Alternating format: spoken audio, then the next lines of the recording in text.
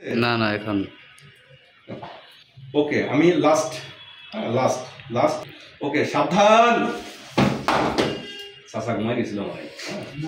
ঘুমাইছে না ঘুমাইছেন আপনি ওকে আলাদা এবার ঘুম ভাঙছে সাবধান আলাদা সাবধান